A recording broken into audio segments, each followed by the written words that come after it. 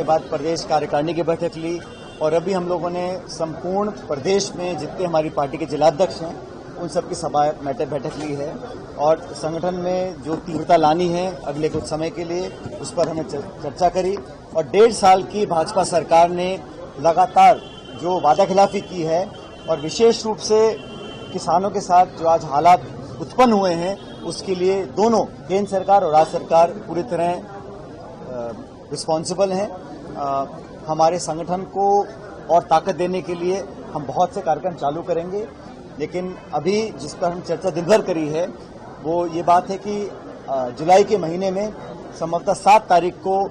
Akhil Bharatiya Congress committee के अध्यक्ष आदरणीय मल्लिकार्जुन खड़गे साहब 1 दिवसीय दौरे पर छत्तीसगढ़ आएंगे। उनके प्रोग्राम के बारे में हम लोग चर्चाएं कर रहे हैं, सभा भी होगी, संगठन की मीटिंग्स भी होंगी और छत्तीसगढ़ के तमाम जो हमारे नेता हैं, पदाधिकारी हैं, अलग अलग प्रकोष्ठ हैं, फ्रंटल ऑर्गेनाइजेशंस हैं, उन सबके साथ इंटरेक्शन चर्चा होगी। उनके दौरे की जो डिटेल्स हैं वो मैं कल आपसे शेयर करूंगा, लेकिन सभी लोग बड़े उत्साहित हैं कि खड़गे साहब छत्तीसगढ़ में आ रहे हैं और हमारी जो संगठन महासचिव हैं वेणुगोपाल जी वो भी आएंगे।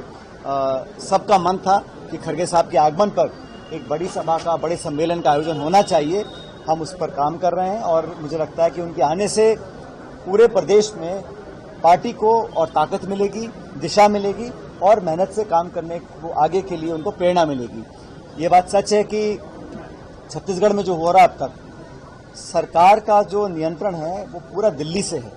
इसलिए बार बार दिल्ली से आदेश आते हैं, पॉलिसी इम्प्लीमेंटेशन हो, गवर्नेंस हो, सारा जो फीडबैक और जो डायरेक्शंस हैं वो दिल्ली से हैं। जनता ने यहाँ पर छत्तीसगढ़ के नेतृत्व को मौका दिया था भाजपा को कि शासन ढंग से करें, लेकिन चाहे वो फसल खरीद हो, चाहे वो बीज हो, खाद हो, बिजली हो, पानी हो और सबसे महत्वपूर्ण जो लॉ एंड ऑर्डर है वो टोटल कोलैप्स कर चुका है और सिर्फ प्रचार कर अखबार इश्तिहार देकर अपनी छवि को सुधारने का काम ये सरकार कर रही है। धरातल पर नौजवान किसान बेहद परेशान हैं और हमारी पार्टी ने जगह जगह अध्यक्ष जी ने, महेंद्र जी ने, सबने मिलकर लगातार मुद्दों को उठाया है, पदयात्राएं की हैं, घेराव किया है, मोर्चे संभाले हैं और पीड़ित लोगों पर, जिन लोगों पर अत्याचार हुए हैं उनका समर्थन कर उनको न्याय दिलाने का संघर्ष पार्टी करती आ रही है और आगे भविष्य में और करेगी। सर, पार्टी के भीतर जो बड़ा हुआ इस बात को लेकर चर्चा हुई, तो क्या आने वाले समय में कांग्रेस और मुखरता से कांग्रेस विधानसभा के अंदर और विधानसभा के बाहर एक जिम्मेदार विपक्ष की भूमिका निभा रही है।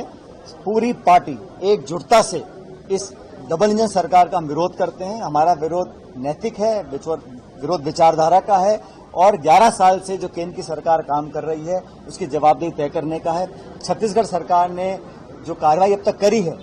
सिवाय बड़े नेताओं को बुलाने का,